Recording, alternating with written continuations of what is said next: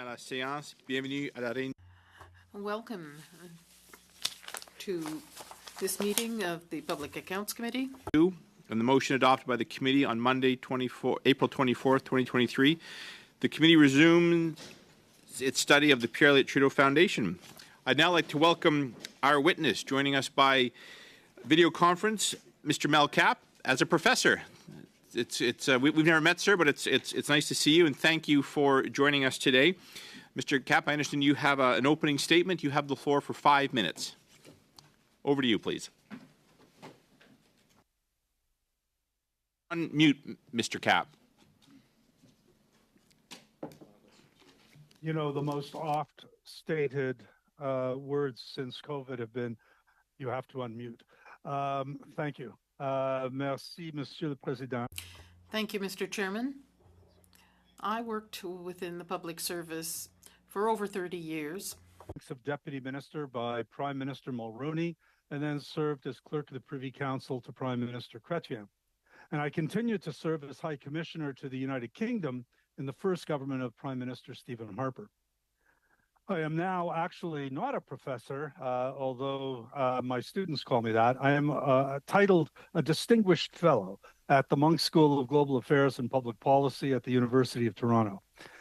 And from 2016 to 2018, perhaps relevant to this hearing, I was a mentor for the Pierre Elliott Trudeau Foundation.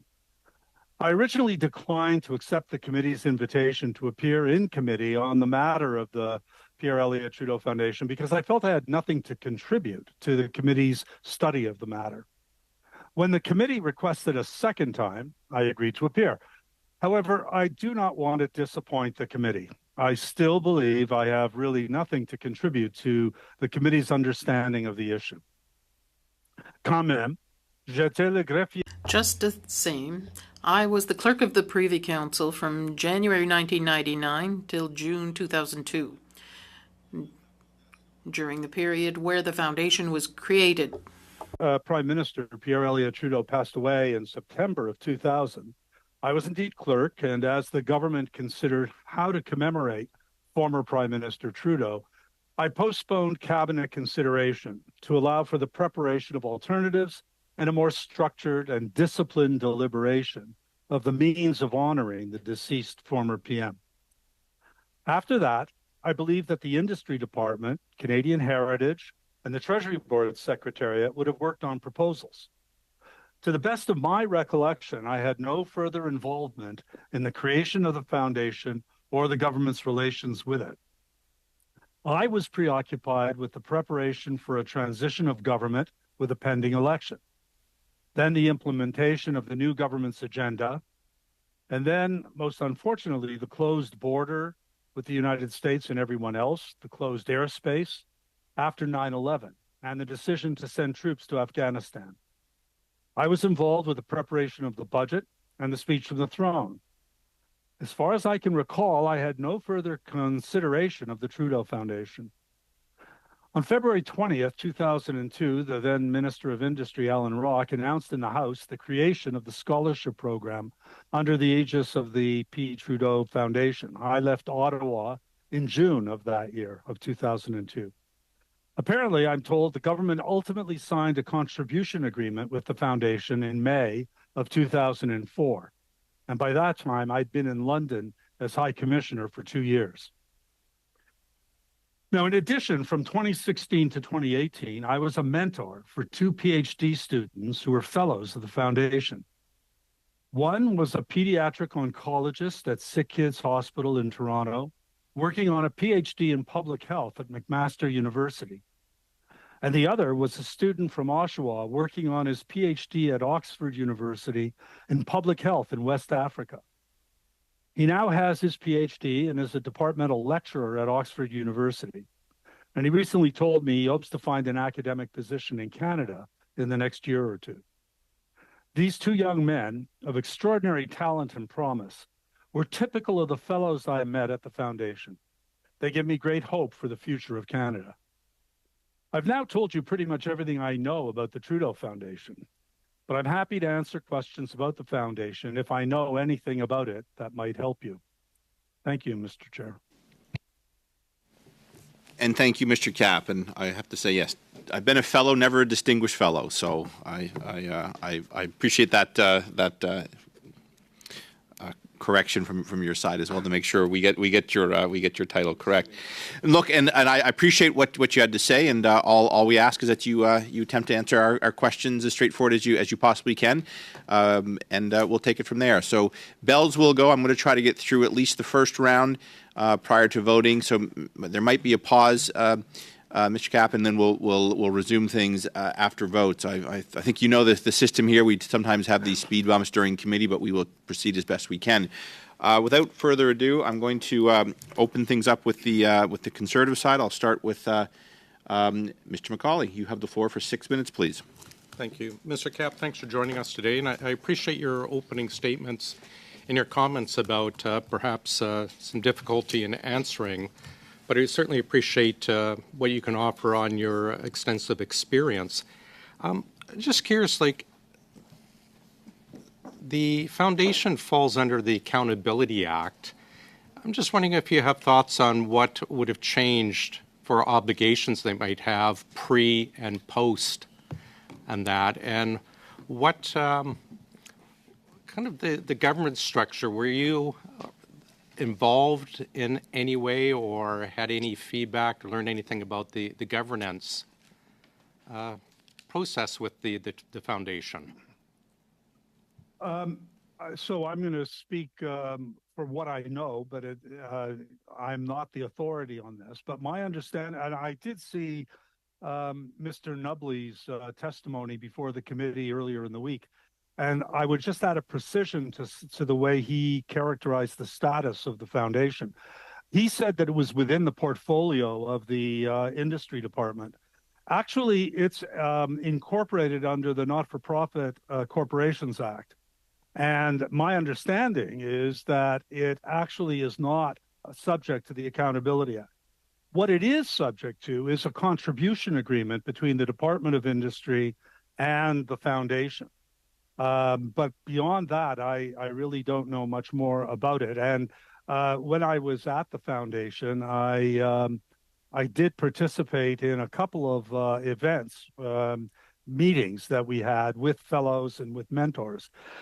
One of which was in St. John's, and then we flew up to Happy Valley Goose Bay, and then on to Rigolette in a remote part of Labrador.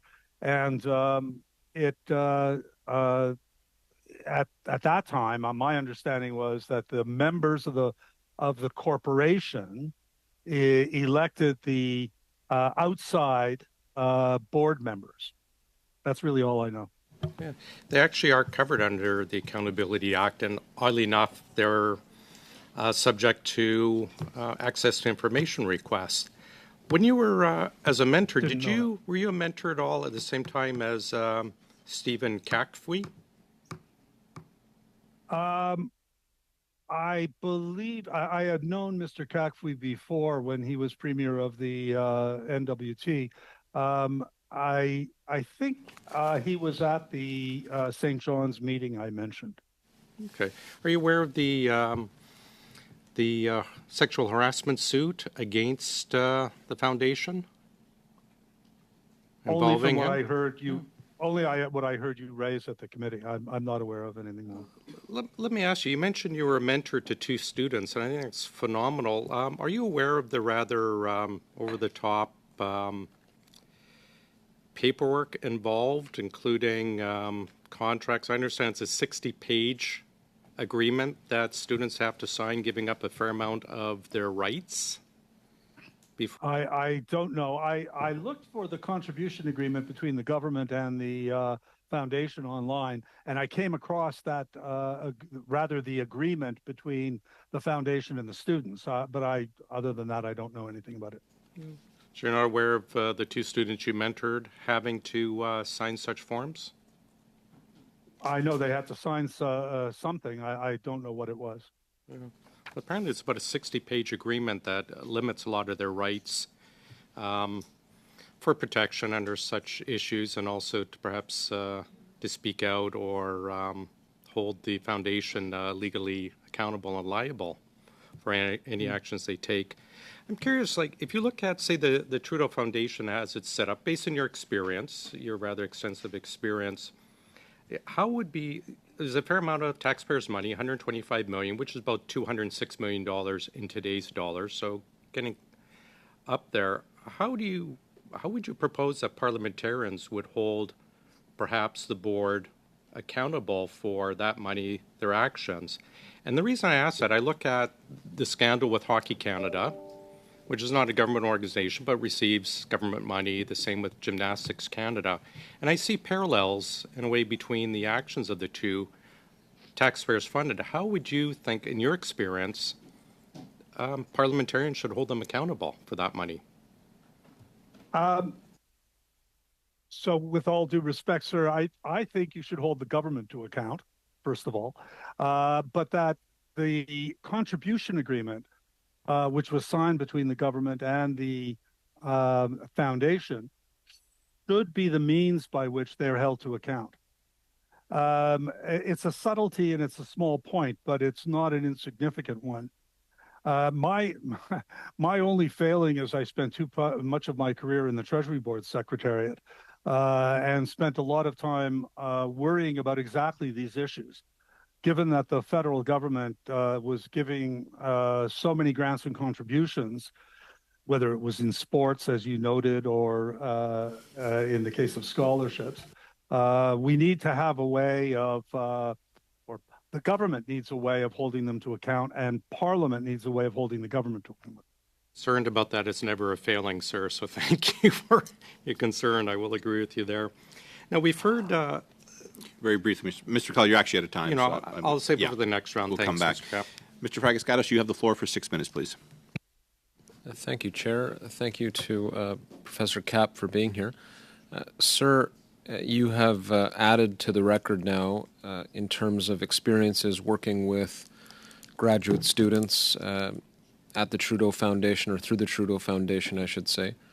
Could you elaborate a little more on the experiences that you have had and where they have led in terms of the interactions with students who sound to be doing quite well and have turned into a success? What has that meant to you personally?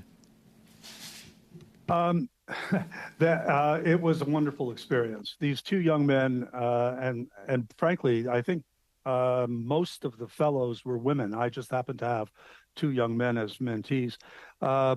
They're going to set the world on fire, and they have all this talent, which the foundation actually helps develop. The young chap I mentioned who's teaching at Oxford sent me a note recently where he said, I would never have finished my doctorate if not for the financial support, professional network, and social and intellectual camaraderie that I was lucky enough to receive as a scholar. He went on with a tug at his forelocks to me, saying the mentorship aspect of the program was good too. But frankly, I would be happy to work for either of these two gentlemen. Mm-hmm. No, I think it's a very good thing when you have, as anyone who's been to graduate school and knows that it's a challenge, and certainly it's helped along when you do have mentors that provide assistance of the kind that you've provided. So I think that's a great contribution that you were able to make. I think that and you'll forgive me for asking the question, but it does have to be asked. It's been asked of others who've appeared at committee recently on this issue, but let's confirm it. In your interactions with students, in your interactions with other colleagues at the Trudeau Foundation, was there ever an effort made, an obligation put forward that the students had to live up to a certain ideological predisposition or anything along these lines? Was it an open attitude that was taken with respect to choosing the students that would be mentored, or did they have to be liberals? Did they have to be on the center-left of the spectrum? Anything along these lines? Yeah, the way you asked the question, I'm tempted to joke, but this is not a joking matter, so I won't.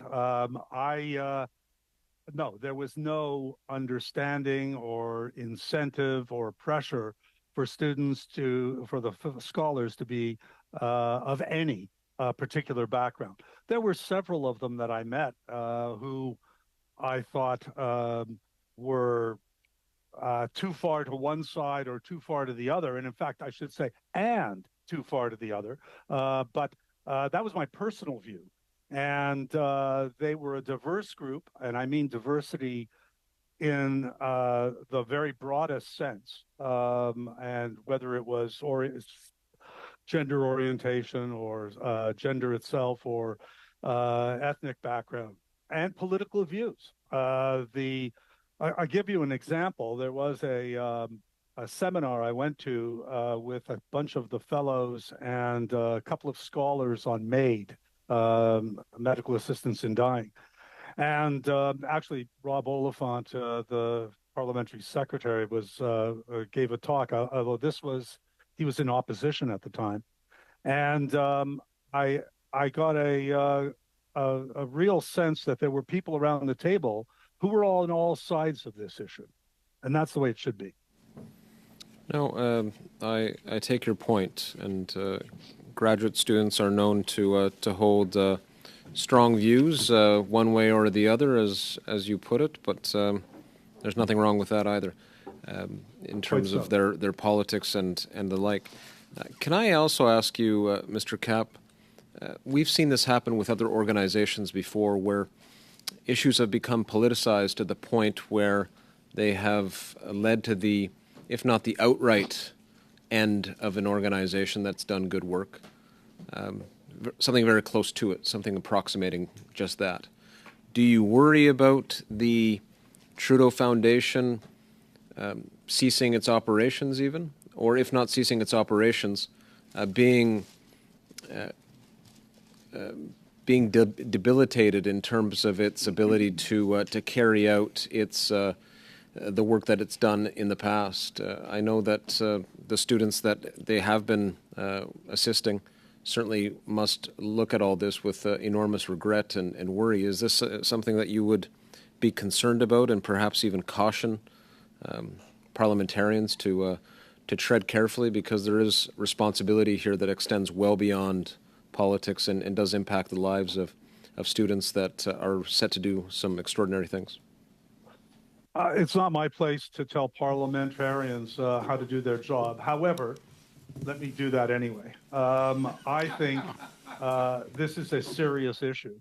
I was not involved in the admission process to the fellowships or scholarships, although I was involved in the admission process of Action Canada at one point, a couple of years. And what I worry about with the reputation that's being built now around the Trudeau Foundation, that they won't get the applications of the very best. It was very difficult for applicants to get a Trudeau fellowship or scholarship. And I think that it's a real danger that the standard will be lower because the best will go elsewhere. Thank you very much. Turning now to Madame Sinclair Desgagnés, vous avez parole pour. Ms. Sinclair Desgagnés, you have 6 minutes, please. Thank you, Mr. Chairman. Thank you for being here with us, Mr. Kapp. I'd like to begin by correcting a point that may not have been very clear in your remarks.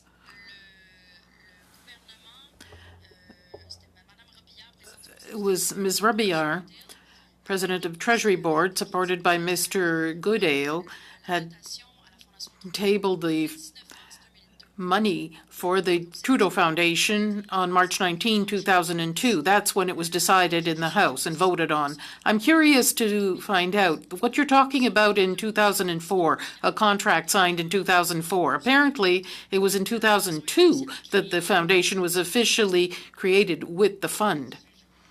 If I understand correctly, and I'm not an expert, I don't have all the documents before me, but in March 2002, the government made a commitment to transfer the funds. But if I remember correctly, and I'm not certain, but I thought that the current agreement was signed in 2004. But I am no expert at this. All right. Can you tell me what role, in very few words, because I have very limited time, could you tell us about the role of the Privy Council when it was created in 2001? It was to help the Executive Council, Cabinet, to make a decision. Perfect. To your knowledge, who took part in the lobbying to create this foundation? It was a secret, so I am not free to discuss it, but I forgot. I don't know, quite frankly. But I'm sure that there was consideration before a cabinet committee and then a decision confirmed by the whole cabinet. Okay. Could you tell me more? Because these are interesting memory lapses, which unfortunately, it would be very useful for this committee if you could recall who was involved in the process of creating this foundation. It's been 21 years. So please excuse me for not remembering everything, but if I recall correctly, it was a process led by the Department of Canadian Heritage and then considered by the government, the cabinet, and confirmed by a cabinet committee. But it's possible that I'm confused between Canadian Heritage and industry, because at the last minute, it was the Department of Industry that made the transfer to the foundation. Okay. When you were clerk of the Privy Council for many years, did you take part in the creation of other foundations like this? Not the creation of this type of foundation, but when we worked on the annual budgets, there was always the transfer of money to this kind of foundation, okay? Was there any other one that had a name clearly associated with a political party? No. Well, if you'll allow me, there was that kind of foundation in the name of the former Governor General, Adrienne Clarkson. Okay, but not political, not affiliated with a political party. No, not at all. Okay, so not only is this a foundation affiliated with a party, but it's the only one with the name associated with a political party that received government money. I don't want to go there, but I could confirm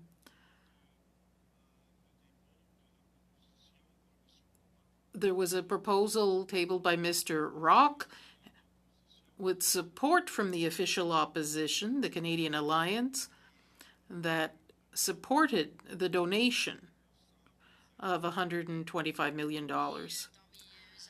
In my archives, it says that the additional funds, the Bloc Québécois and other opposition parties voted against this allocation of $125 million. So that contradicts what my colleague said too. I have a quote from Mr. John Reynolds, who was the acting leader of the Canadian Alliance Party, and he supported it. The implication of Sacha Trudeau and the creation of this kind of recognition of a former prime minister. And there you have it. Thank you very much. virtually as well. You have the floor for 6 minutes, please. Over to you. Thank you very much, Mr. Chair, and thank you very much, Mr. Cap, for being present with us today. And I do want to just follow up on some of my questions to some other witnesses in previous that I'm sure you might be familiar with. And it's just trying to find, this kind of unique problem that Parliament is in and Canadians are in, and albeit our electoral process is in. It's this perception that it's been influenced in particular, by example, by the Pierre Elliott Trudeau Foundation's connection with the Prime Minister and by way of a donation. And so that public perception, of course, I think, regardless of how true those things are out there. And I think when I joined colleagues in Parliament to vote for a public inquiry, it was to make more certain to Canadians that we take this seriously and that there be some kind of light shed on this. And I take your point that we need to hold the government and direct those questions to the government more appropriately. So I understand your comments to that. But I think your opinion, as well as someone to your esteem, is also important to try to find ways to utilize this time to see what your thoughts might be in relation to a public inquiry, something that I've steadfast in trying to pursue, and something that I think, in the comments of Mr. Rosenberg, is something that political parties will, of course, have to decide. But I also think that you, as a member of the Pierre Elliott Trudeau Foundation in its past, and a high-ranking civil servant, I think you take these issues seriously as well. And so, understanding those things, do you think a public inquiry is important, especially as your previous service as a high-ranking civil servant? And do you think it would have a benefit to Canadians to actually ensure that we put some sunlight on this issue? Mr. Desjardins, or Monsieur le Président, I'm very hesitant to go there. I'm here to talk about the Pierre Elliott Trudeau Foundation, and you're asking me about your job, whether to have a public inquiry. Let me make 2 points. The first is that I think the substantive issue of foreign influence is very, very important. And I commend Parliament for taking that seriously. The second thing I would say is that it depends on what you mean by a public inquiry. As per the Act, sir. Part 1 of the Inquiries Act creates inquiries, but doesn't say what they're to look at. Is it to be forward-looking or backward-looking? Is it going to be what happened and what did the government do? Or is it, how can we avoid this from ever happening again? I think a public inquiry is very important for the second question, the future.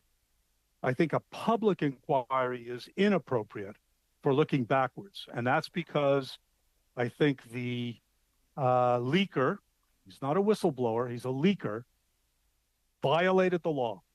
And the Parliament of Canada should not be able to see the documents that he leaked. And I'm afraid that Mr. Johnston said members of the Privy Council should have access to it. And I know the leader of the opposition, for instance, is a member of the Privy Council. But he offered or suggested that the other leaders have access to it. And I know Mr. Singh is thinking about it. I really don't think a public inquiry is helpful in looking backwards. That's really helpful, Mr. Cap, and I do appreciate your expertise on this. And I think Canadians, it helps and serves us to understand the difference between what kind of public inquiry can do, and those you mentioned the kinds of ways it can do that. In terms of a forward-looking public inquiry, one that would look to seek ways that we could recommend, for example, processes or even laws that could stop or limit foreign interference in a way that's appropriate, particularly in our democratic systems, but also by way of fundraising, I think are important. Wouldn't you agree? Yes, I would agree. My problem is what public means. And this is with the greatest respect, Mr. Chairman and Mr. Desjardins. I suspect we mean different things by public. My notion of a public inquiry is not one that's going to disclose all the secrets of the public and to the public. And we have 2 examples, which are actually quite successful, of using Part 1 of the Inquiries Act. One was Justice O'Connor's inquiry into Maher Arar, and the other was Justice Iacobucci's investigation into al-Maliki and 3 other alleged terrorists. And they didn't disclose anything that was public. that would satisfy the interest that I think has been created for the public to have a voyeuristic look at what went on. Well, I think that's like the independence is part of that important piece to it. I think the independence is what's in question with Mr. Johnston, for example, that we've seen members of the opposition, of course, attack that perspective. And I think independence is part of it. It's not in question to me. Okay. I'm not asking you that question, Mr. Cap. With all due respect, I think your role here is to help answer our questions, not to try to find ways to inform us as to what is or isn't our job, first of all. And so I'm asking, with all due respect, your advice as to what you believe a good public inquiry is, considering that you're a witness here today, but you've also made a statement that you don't want to look backwards, and you're part of that backwards looking review. And so I can sense, your private interest or a personal interest in trying to protect or not do that. And so I hear that point that you're making. I didn't think it was necessary to be made. And so I do think that when I come back to this questioning in further rounds, I'd like to focus on what kind of importance a public inquiry has, but also the kind of perspectives that are important to that public inquiry, like independence. Thank you, Mr. Desjardins. You will have another opportunity. I appreciate it. Turning now, again, going back to for our second round to start, Mr. McCauley, you have the floor for 5 minutes. Thanks, Mr. Kaplan. I just want to comment and address something that you've stated, but we've heard repeatedly throughout this whole debacle with the Trudeau Foundation of various promoters, almost propagandists, with blatant misinformation about the unanimously supported, we've heard, support from all parties for the development of this, and we just heard it yourself today. I just want to quote from the Hansard, and this is 2001-2002. Mr. Speaker, could the President of the Treasury Board, and this is from John Williams, MP John Williams, a United Alternative at the time. Mr. Speaker, could the President of the Treasury Board confirm that the bill is in its usual form for an appropriation bill and that the $125 million donation to the Pierre Trudeau Foundation and opposed by the opposition is actually in order? Further, the actual journals show that every single non-Liberal, non-NDP, which means the predecessors of the Conservatives and the Bloc, all voted against the appropriation. And there wasn't a single vote from the opposition parties in Industry Committee when the estimates were being reviewed for this. So I'm not looking for a comment, but I do want to put it on record and put an end to the misinformation and propaganda being put forward by very many people involved in the foundation that the opposition parties were in favor of this when clearly they were not. I want to go back to another comment you mentioned about a worry about the foundation not getting the best students because of the politicization. Are you familiar with who John McBain is? I know of him. I've never met him. Because I want to go back to your comment about not getting the best students. Do you think the abhorrent handling of the sexual harassment lawsuit has anything to do with perhaps students not wishing to apply? And I bring this up because the lady who brought forward the charges or the suit against the Trudeau Foundation has been harassed. And in fact, John McBain, who I think was noted as the largest single donor, took her aside separately at the behest of the foundation to try and bully her into retracting her claims. Do you think maybe that has something to do with the best students not wanting to be involved in the foundation? I have no idea. Did you see any of this going on when you were, remember, because you were at the same St. John's conference as when these allegations were put forward? I did not see anything like that, no. Oh, okay, thank you. I want to get back to the foundation, the charitable status. Question, like we've seen, the issue with the donations from Communist China. We've seen that apparently the foundation is not following their obligations under the CNCA requirements as a soliciting corporation. I think it's 8 years now. We've seen that they haven't been following their disbursement obligations. Do you think the foundation should be audited by the CRA? I really don't have a view on that. I mean, I assume that the foundation has independent auditors. Anything incorporated under the Not-for-Profit Corporations Act would have to have independent auditors, I assume. Enron and a lot of other companies had independent auditors, but I get your point. Let me just ask, just want to go back to your time as a mentor. Was there any training given to the mentors around dealing with younger people? Any sexual harassment training? Any HR training around that? Guidelines provided? There's certainly nothing on sexual harassment. I mean, my God, it should go without need to remind anyone. But still, there wasn't. But there was a session. It should go, but apparently it didn't go. Like, did you receive anything? Because you're a man, you'd be a person of, a mentor, person of power, prestige, and these young people are forced by the foundation to have a mentor. It's not an option. They have to have a mentor. So you would think the power differential is quite significant. So was there anything, any advice, any training that you had to go through, anything you had to sign off on before taking a mentor under your wing? There was, I don't recall signing anything. There was a session we had the day before the first meeting we had with our mentors, or our mentees rather, and we had a group of former mentors and us newbies in a session where we talked about what worked and what didn't work, and I found that quite useful. Thank you very much. Thank you, sir. The bells are ringing. I'm going to seek if there's agreement to extend just 15 minutes. Is that acceptable to everyone? Very good. Turning now to Ms. Bradford. You have the floor for 5 minutes, please. Thank you, Mr. Chair. And thank you, Mr. Kapp, for being here as a witness today. We really do respect your wealth of experience, and so we appreciate you coming before us. Can you just clarify for us the time frame during which you were clerk of the Privy Council? It was from January of 1999 through to June of 2002. Okay, great. So well before any of these issues that we're discussing today came up. Yeah. And what was the and did you have much to do with the creation of the Trudeau Foundation?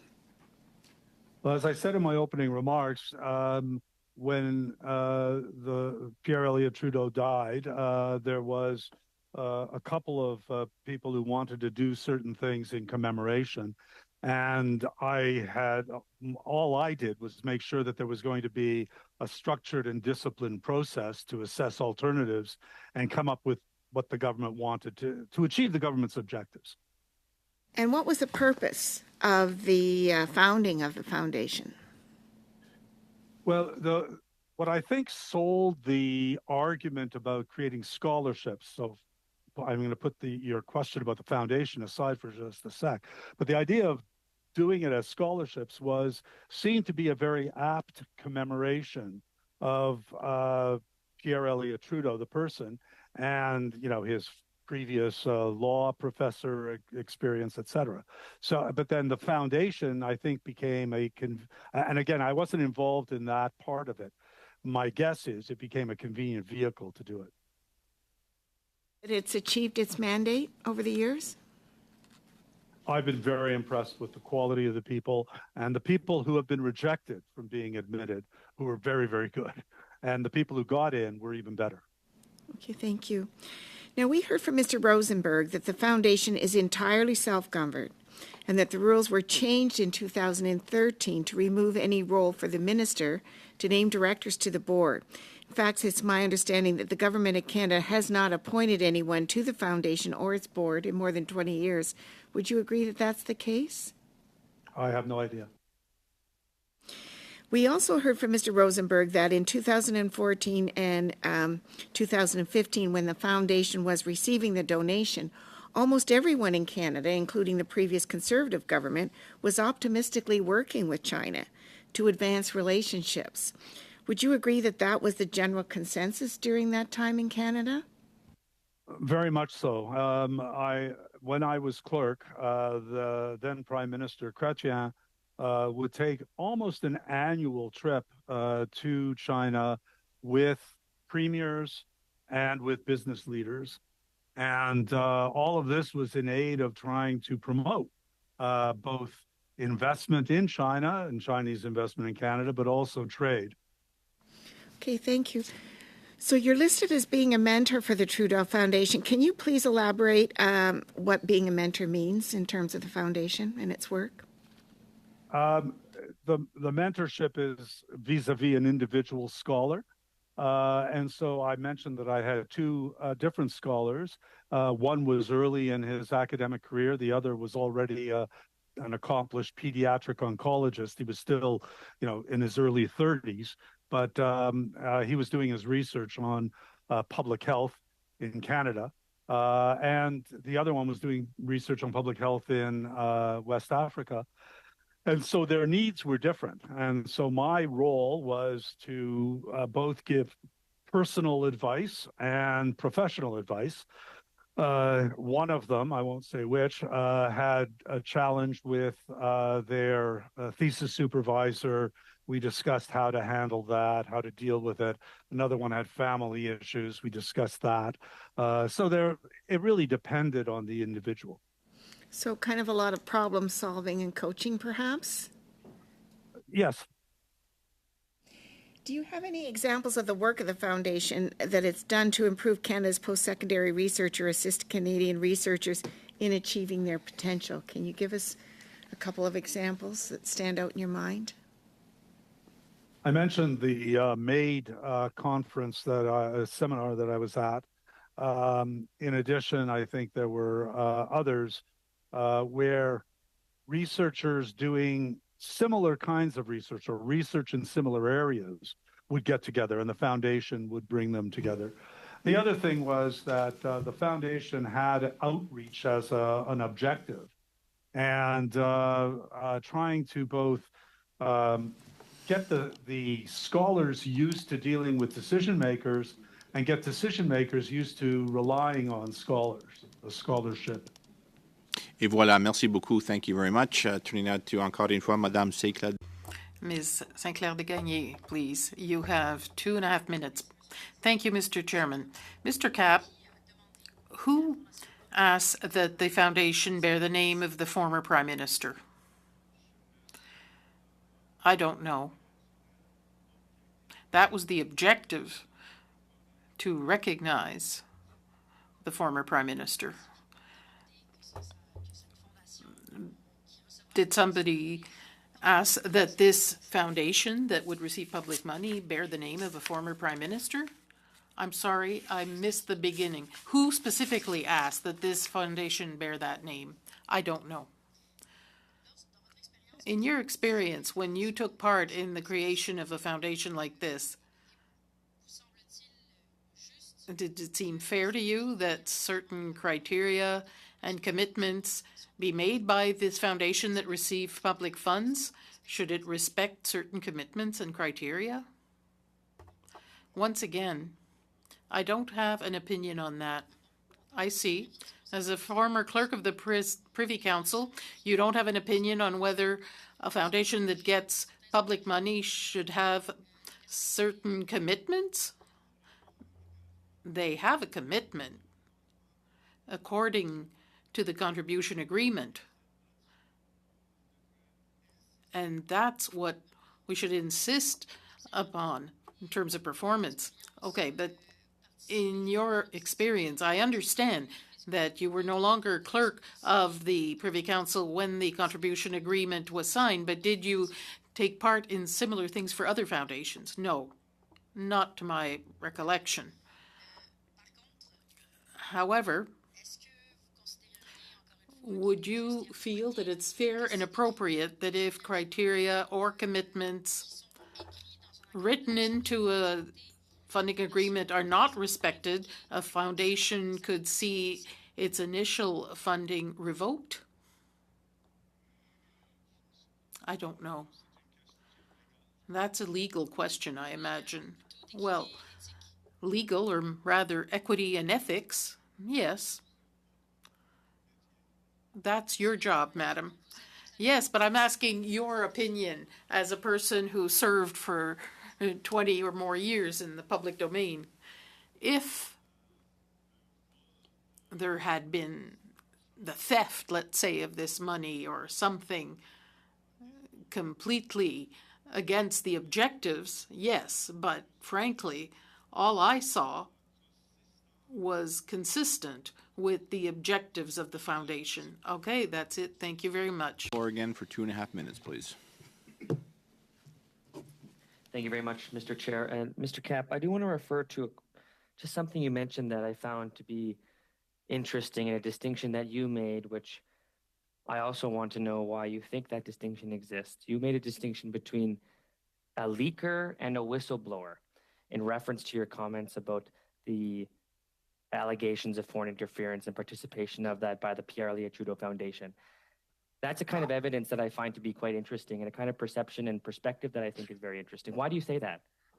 A whistleblower is someone who sees illegal activity and wants to make sure that it is dealt with. A leaker takes something that's a secret and releases it. I mean, right now, if you're watching what's going on in the United States, the president of the United States has been indicted for taking secrets away from secret facilities. At least in his case, he keeps it in his bathroom. In the case of the leaker, he took it out into the public. That's illegal. I mean, imagine if. So you're confident there's nothing illegal, even though you didn't serve there during the time of these allegations? I haven't seen the document. I don't know what it is. Yeah, but you're confident that it's not something illegal? I read the article. And so by that judgment, you believe it's not illegal? I can be proven wrong. Well, then maybe a public inquiry could help you with that. Well, I don't assume that it's illegal. Well, I think the part that you have assumed, though, is that it is not illegal by making a reference to the fact that it's not a whistleblower. And so I'm saying, Mr. Cap, that's something that's a strange position to make when we lack the clarity of the truth here. And that's why I believe, just like you, I think that the truth is most important and should prevail here. That's why I'm of the belief that a public inquiry is important. And we've spoken about that, and it's something that members of the foundation have disagreed with. But I'm trying to get to the bottom of why they believe that. Sure. And you made a very interesting position that you believe it's nothing illegal is going on because. Well, if it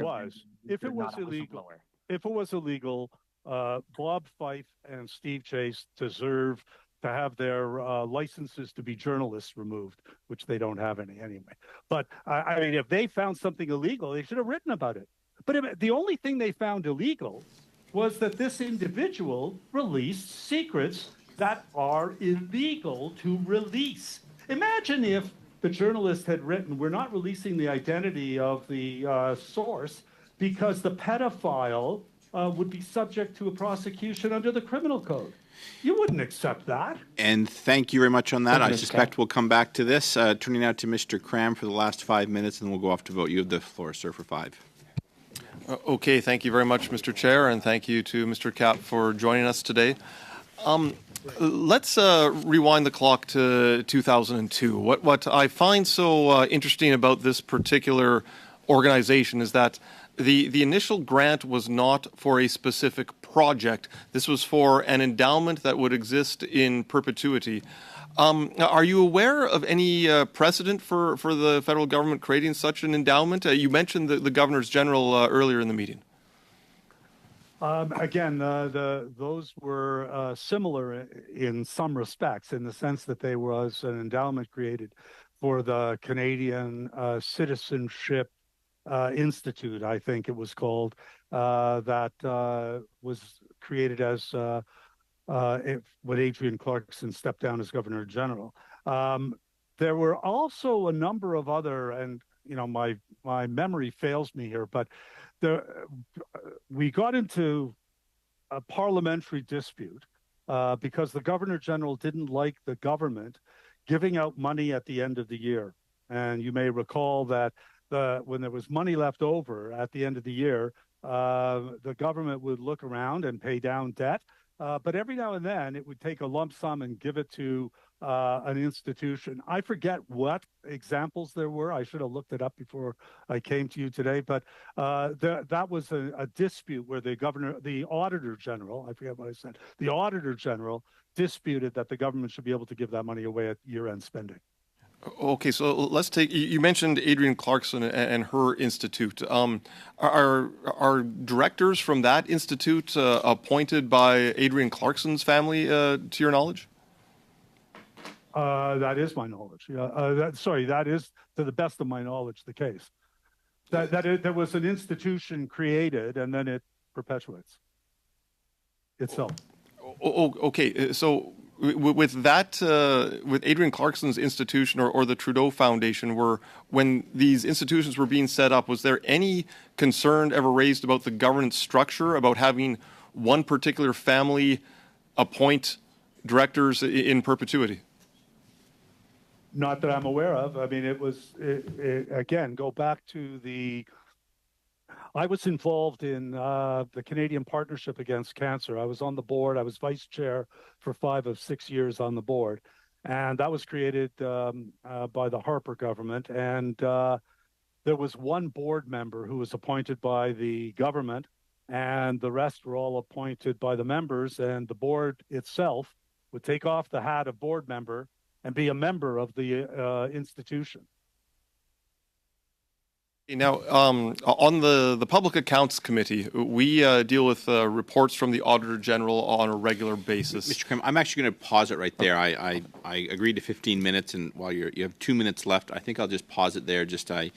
I should have said I'll have 3 more speakers, but I said 15 minutes, and we're at that time. So I'm going to cut you off there. So you'll have 2 full minutes when we return. Mr. Kapp, if you wouldn't mind just bearing with us, we'll come back to you.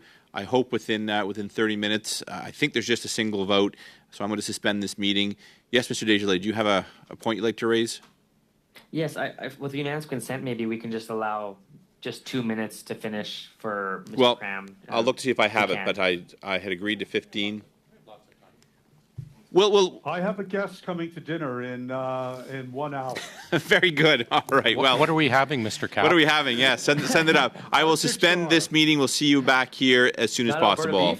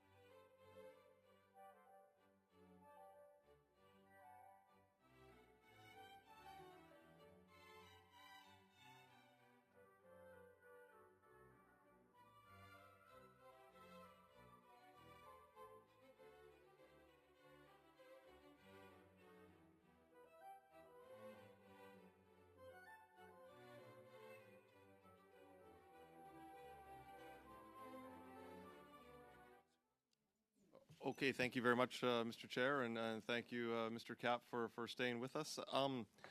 So here on the Public Accounts Committee, we review Auditor General's reports all the time, and it's a very useful function of government for parliamentarians to be able to make recommendations to improve the functions of government. But there does seem to be a breakdown in accountability when we have an organization such as the Trudeau Foundation receiving a $100 million grant and then basically being told good luck to you. So in your opinion, would it be in the public's interest if the Auditor General were able to audit entities such as the Trudeau Foundation and provide a greater level of accountability to Parliament and to the public?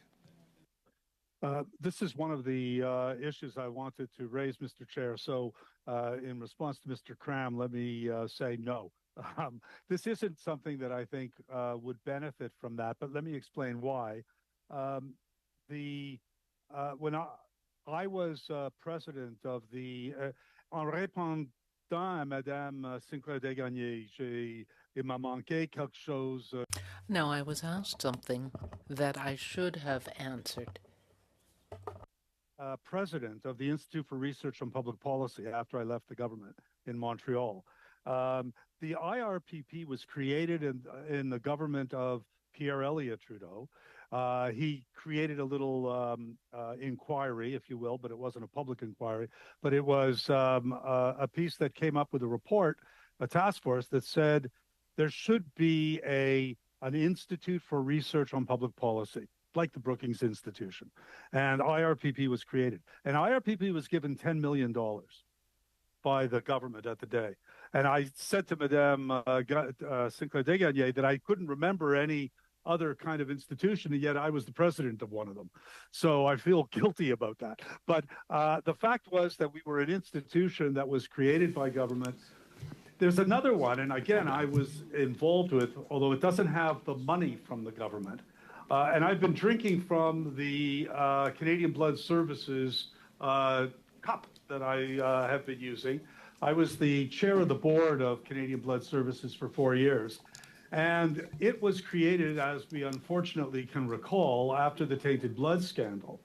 It didn't get money from the federal government except to do research. but it got money from provincial governments.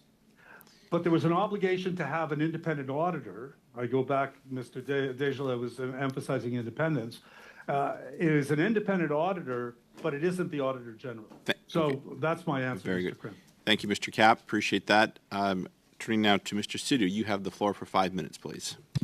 Thank you, Mr. Chair, and thanks to our witness for being here today. Mr. Cap, you said you had wanted to clarify something or finish off previous remarks. You got cut off. If you want to finish now.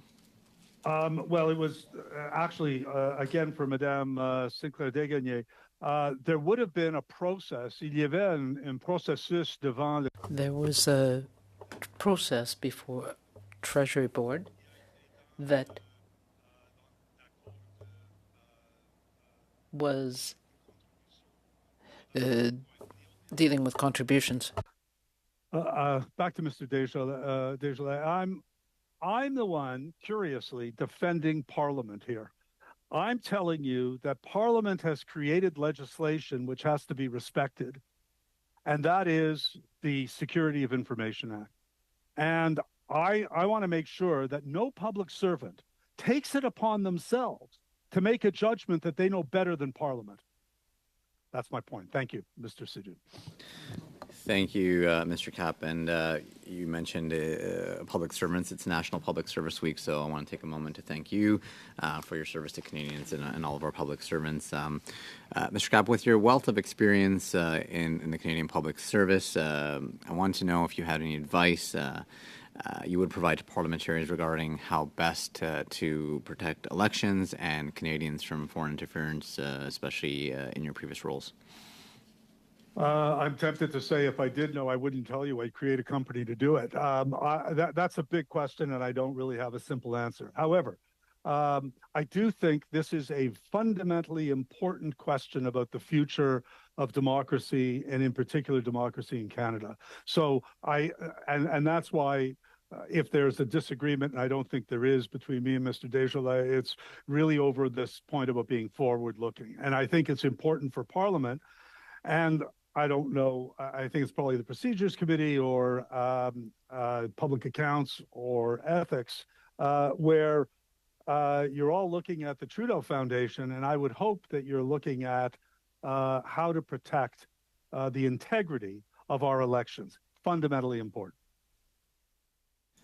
Thank you for that information. And Mr. Cap, you had proudly mentioned that you mentored 2 PhD graduates. I really want to hear more in terms of your belief in the work of the foundation and why it's important for Canadian researchers. So when it was created, Mr. Rock, as the responsible minister, characterized it as analogous to the Canadian Rhodes Scholarship. I don't think it's gotten to that level yet. On the other hand, it is a big whack of money. And it allows students the PhD students to do research that they wouldn't otherwise be funded for. Let's put this in context. The granting councils like NSERC, SSHRC, and the Canadian Institutes of Health Research, CIHR, do a lot of funding, and they are very well endowed to do a lot of funding. Not well endowed enough, in my current capacity, I would say. But I right now, I've just bumped into a former teaching assistant of mine yesterday who's doing a SSHRC grant where he got $5 million to do research on this question of polarization and integrity of elections. So relevant to this, to Mr. Sidhu, your questions, we need to have that money coming from the granting councils. It is incredibly valuable to have independent funding that comes from other sources. And these foundations, and whether it's the Ivy Foundation or the McConnell Foundation, or the Kanoff Foundation, there are many. These are great sources for promoting independent research by very good Canadians. Mr. Chair, how much time do I have left? About 30 seconds. 30 seconds. So really quickly, we've heard from previous witnesses at this committee about the foundation and its important work. Many of them firmly believe that the foundation is completely nonpartisan. Is that something that you also believe, that it's completely Very much so. Okay. Well, thank you, Mr. Chair. I'll just thank the witness once again for his time today. Thank you. All right, thank you. So I have some informal agreement. I'm going to try to direct things. If anyone disagrees, they're welcome to seek clarification. Mr. McCall, you have the floor. I understand you want to give your time to the Bloc colleague. Mr. Well, Cram. no, I'm going to come back to you, Mr. Cram. I do have that. Madame St-Clair Desgagnés, you have the floor for 5 minutes, please. Merci, Monsieur le Président. Merci beaucoup, Monsieur McCauley.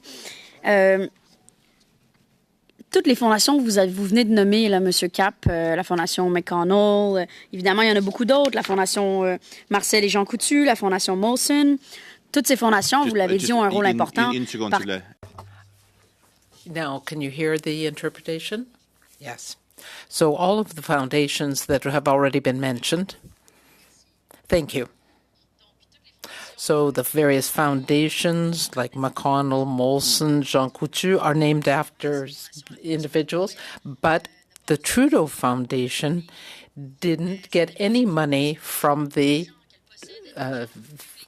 Trudeau Foundation. It's public money that was provided, taxpayer money that went to a foundation named after a former prime minister.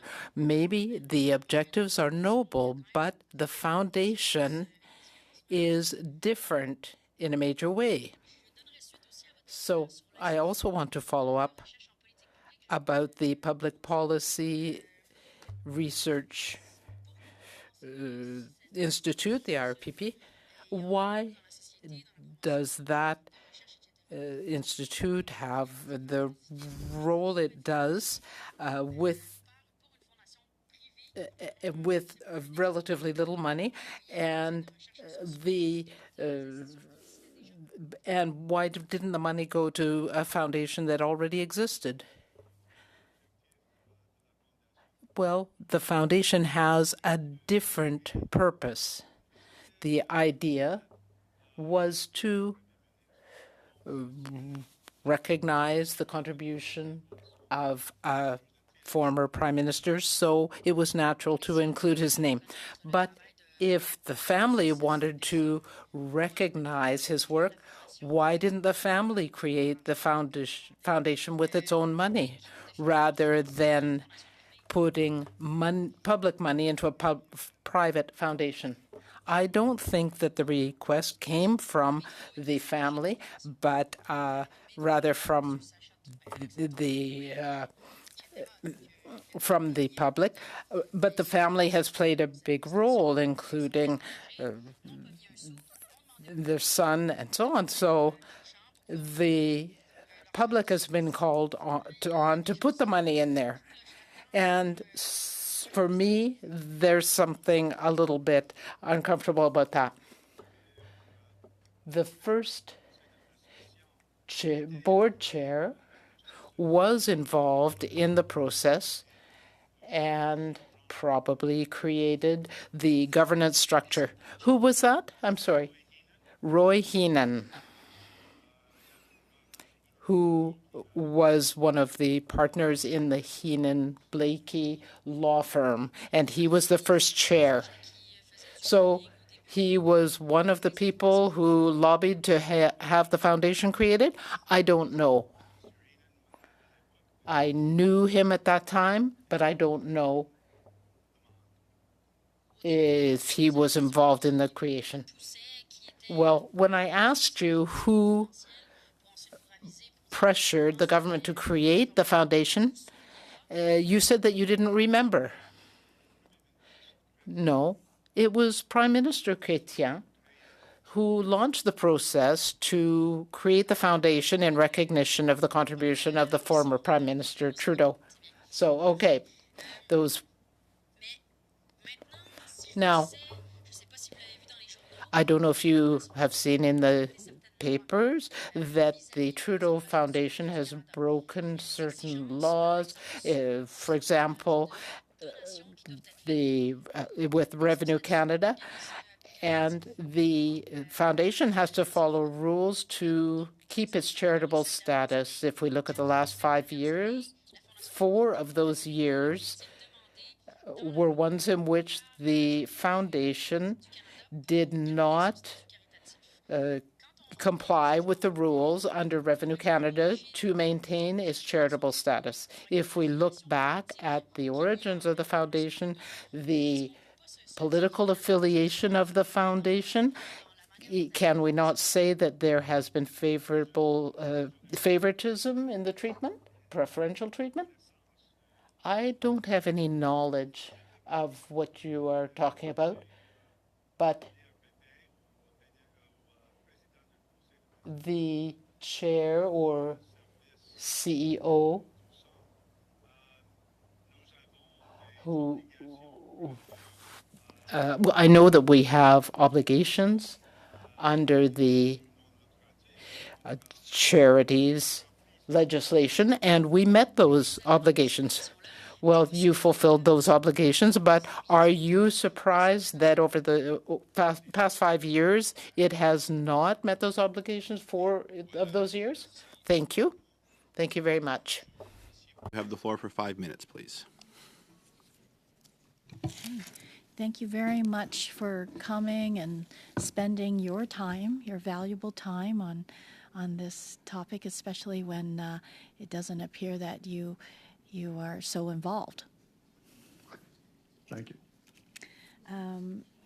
So based on your experience in public policy and governance, especially governance, do you have any opinions or recommendations you would like to share regarding next steps for the foundation?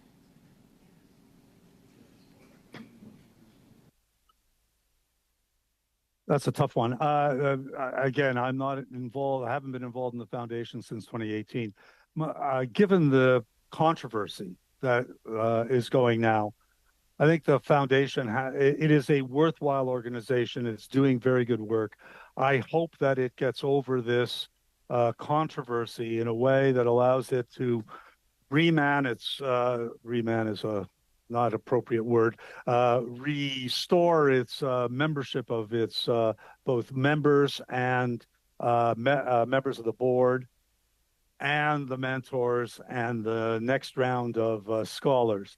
I think it does very good work, and I hope that that can happen. I recall when I was at IRPP in the foundation, we were around the corner from each other, our offices. The problem when I was at IRPP was that, as someone said, the foundation has the wrong name because at the time it was a conservative government and it was called the Trudeau Foundation. And then after the election of 2015, somebody said to me, "Oh, the Trudeau Foundation has the wrong name."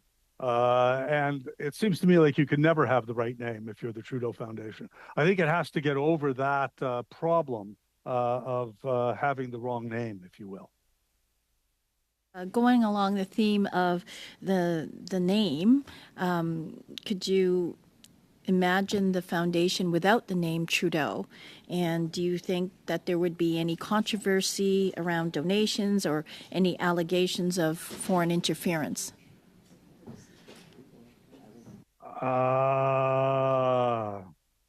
Let me not address the last point. But on the first point, I think... again, I come back, as I said to Madame Sinclair-Desgagnés, the objective was to provide reconnaissance, to recognize the former Prime Minister Trudeau, and and that if you're going to be the Pierre Elliott Trudeau Foundation, if that's why you're doing it, to recognize his contribution, I think it has to have his name on it. In your opening statement, you mentioned that a group was thinking of a way to honor the Prime Minister. And do you recall what ideas were discussed? No, it's a long time ago. It was a very long time ago. Yes. I only remember a couple, but my objective as Secretary to Cabinet and Clerk of the Privy Council was to not allow them to dream up ideas at the table at the moment, but rather have what I characterized as a structured and disciplined discussion and an assessment of the alternatives. But there was everything from renaming a mountain to Mount Trudeau, or creating a highway, or there were just a whole range of other things.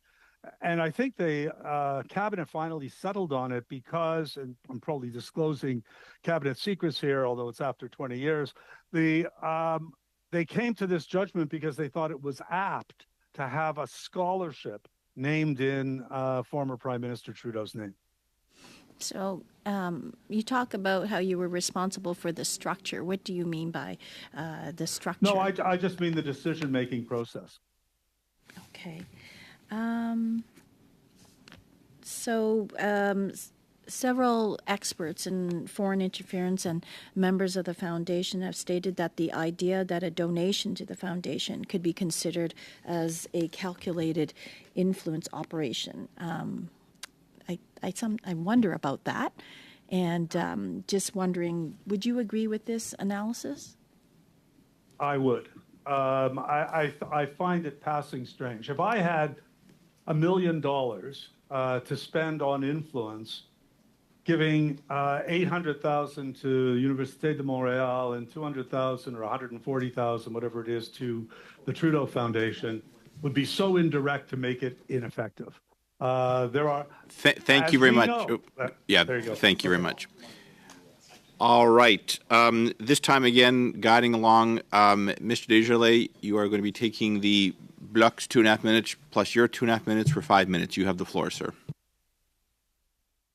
Thank you very much, Mr. Chair. And Mr. Kapp, I do very much appreciate your frankness today, and I'm certain that maybe there was some cabinet confidence breach from 20 years ago, and I'd hope that you would help us to understand even more, I think, than what we've been having to present.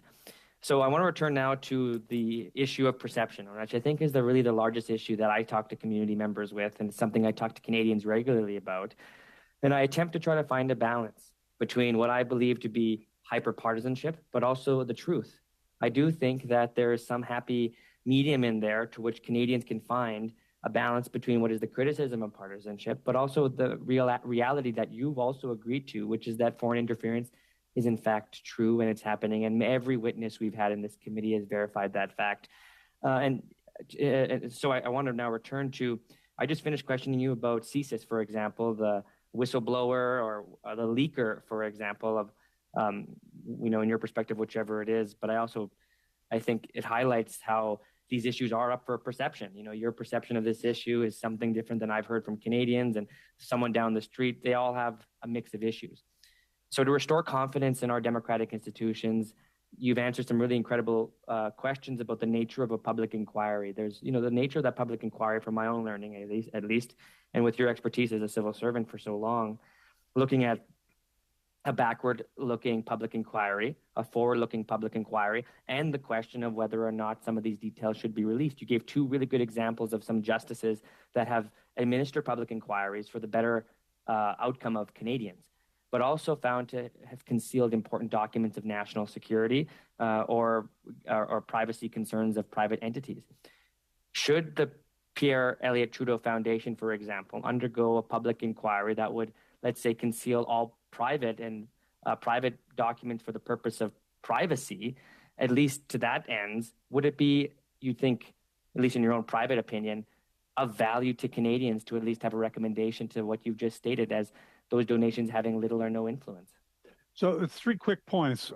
First of all, I thought you were talking about an inquiry into the general point about foreign influence, of which the Pierre Elliott Trudeau Foundation sorry, Mr. Kapp. Yes, part. I do. Okay. I am, but I think that the Trudeau Foundation and many other foundations, for example, at least as they pertain to private donations, towards a kind of influence matter. And this isn't just the Trudeau Foundation. I should make mention. Right, and frankly, it's not the allegations in terms of Mr. Hong and Mr. Chan in Ontario and all of that. I think that's an interesting question. I would make it looking forward. I think it can be done. I would look at the Rouleau Commission as the third one that on the convoys that respected the secrecy. But I think now this issue has become so fraught and so emotional in the public's mind that I don't think if you did it the way those three commissions were done, it would satisfy the demand for publicness. That's my problem. Okay. The only other thing, if I may, is I remembered Dick Fadden when he was the director of CSIS doing an interview, remarkably, with Peter Mansbridge for about 35 minutes. And I went and looked it up. And if you just Google Dick Fadden, Peter Mansbridge, you'll see it there. And at the end of it, Mansbridge, the former anchor at CBC, says I'm young, him, but I'm not that young. all right. Well, I got the gray beard. But the point was that Fadden did disclose that there were several provincial cabinet ministers that were, he thought, alleged that were the subject of foreign interference. This is not a new issue. I was surprised to see, I thought it was more recent, it was 13 years ago that interview took place. So I'm very much of the view that Parliament, either in its own committees or through a public inquiry, should look at what we should be doing about this. And I really don't care what was done. That's I guess where we may have a minor difference. Oh, no, of course, Mr. Kaplan, I do appreciate that differentiation. And I think it's also important to take into account, this isn't just China. We're talking about multiple countries, in particular Russia. We're seeing some severe interference there, and something that's been pretty absent, I think, from the relative conversation of foreign interference. Would you agree that if there is to be a public inquiry, that it should be expanded, looking at other countries and maybe even all countries' foreign interference in Canada? I would make it about foreign interference. I mean, American interference? Thank you very much. That is your time. Turning now to our last, we just have two last spots. Mr. Cram, you have up to 5 minutes. Please, over to you. Okay, thank you, Mr. Chair, and thank you, Mr. Kapp, for being here today. I just want to follow up on an earlier question. I just want to make sure I understood you correctly. Did you say that a donation of $170,000 to the Trudeau Foundation would not be enough to buy influence with the government? I said that if I had 140,000 or 200,000 or $1 million, I wouldn't spend it that way if I was trying to exercise influence. I think it's an inefficient way of doing it, and they're not stupid. What do you think would be a more efficient way to buy influence? A more traditional way of taking people out for coffee and dinner and giving them a refrigerator and a stove and maybe a car. Don't make me into a terrorist or a spy, but I think there are more efficient ways of doing it. In response to Mr. Desjardins, if I would have had the time, I would have said, this is not new. Go back to 1945, the Guzenko inquiry. Okay, with all due respect, Mr. Kapp, I am almost out of time, but you have to go for a lot of lunches and a lot of coffee to get up to $170,000, you would have to agree. My point exactly, sir. Okay, but do you know what the contribution limits are for donating to a political campaign in this country? I think it's about $2,000, something like that. It's slightly less. And so is it really that difficult to imagine that if an agent of the communist regime in Beijing wanted to buy influence with a political candidate and found out that the contribution limits were $1,700, is it that unreasonable to think that that agent might go to Google and look at, what other entities in this country have the same name as the current prime minister and try and buy influence that way? No, it's not unreasonable, but if I were doing it, I'd go for the expatriate community. I would get a whole bunch of expats to pay $1,700 to put somebody in my pocket. Okay, well, that's. Are you aware that is what has been alleged with the case of Mr. Dong? I do understand that, and that makes a lot more sense to me. Okay. Now, you did say earlier that the substantive issue of foreign interference is a very, very important issue, and your concerns were echoed on Monday's meeting by Mr. Rosenberg, who said that anyone who has family left behind in an authoritarian state will be vulnerable. What public policy options are at the disposal of politicians to limit or eliminate this foreign interference? Because it is a legitimate concern and a serious one if you have people living and working here in Canada who are obeying all of Canada's laws, but whose family members are being intimidated back home in their home countries. What public policy options could you recommend to address the issue? Yeah, look, I haven't studied this carefully enough to really recommend policy options, but I do think there's issues of finance. There's issues of the expatriate community, and I agree it goes to Iran and other countries, Russia. And so I would really look at not just finance, I would look at all the other ways of influence. I mean, we saw the Confucius Institutes for what they are. We've seen how universities, my university, has withdrawn from doing research on funded by China.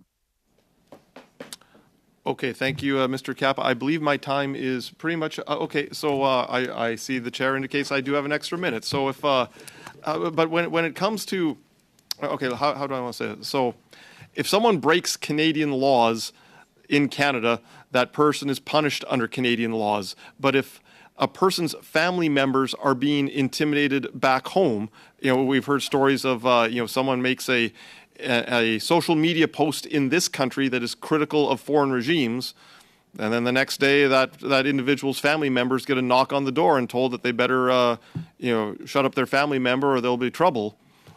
What public policy options do we really have at our disposal as Canadian policymakers? Well, unfortunately, you only have jurisdiction in Canada, but that's pretty broad, and it gives you the capacity to lean on people who would otherwise be engaging in activity even abroad.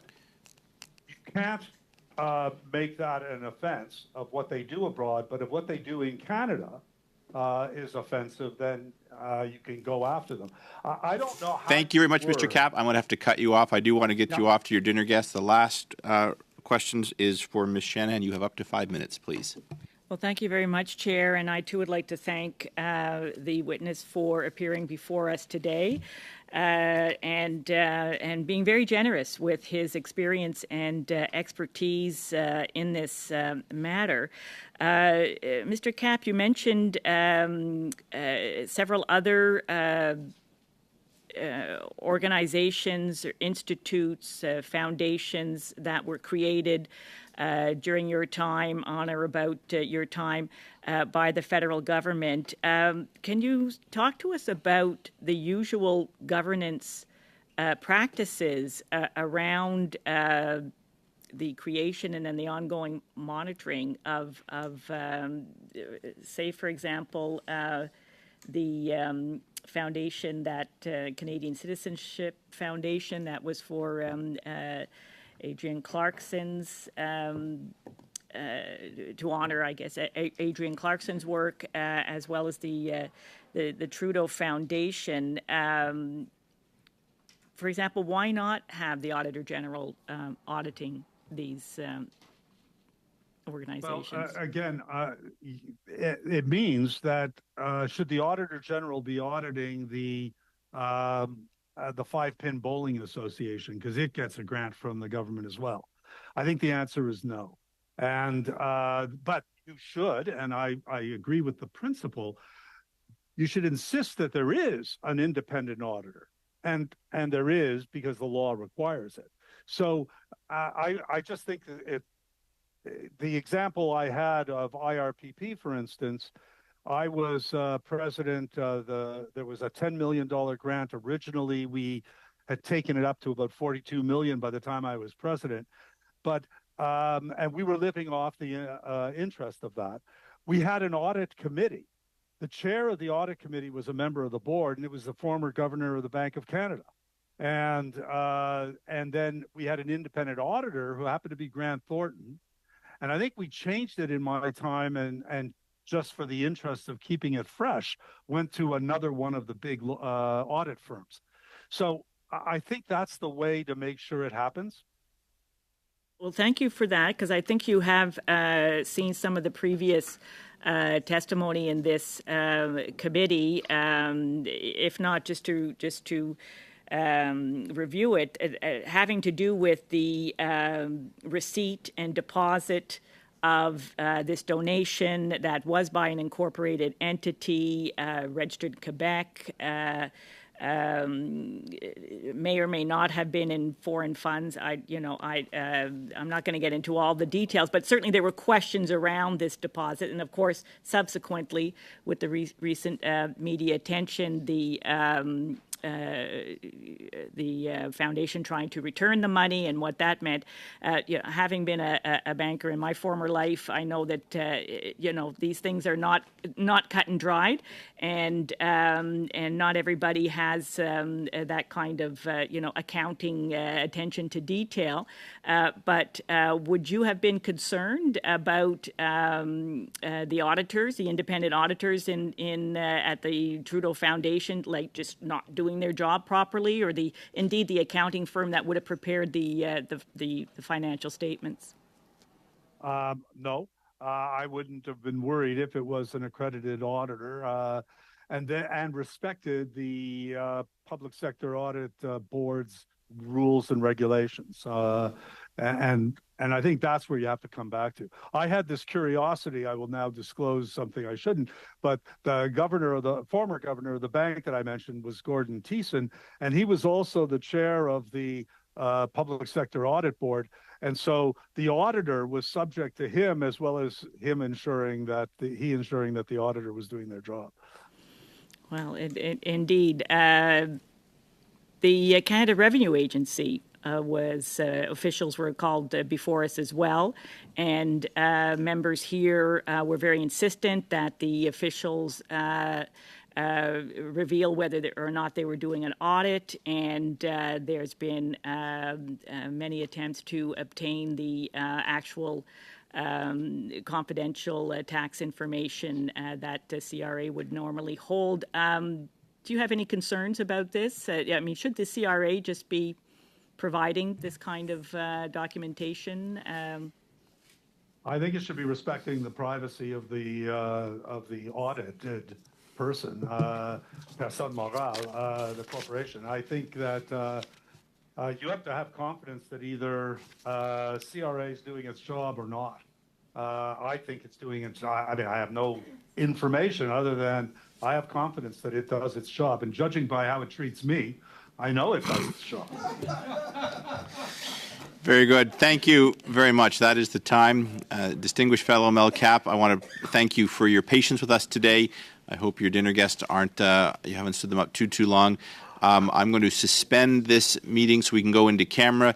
Mr. Cap, you are excused. And again, the committee thanks you for your time. We'll resume very quickly. Good luck.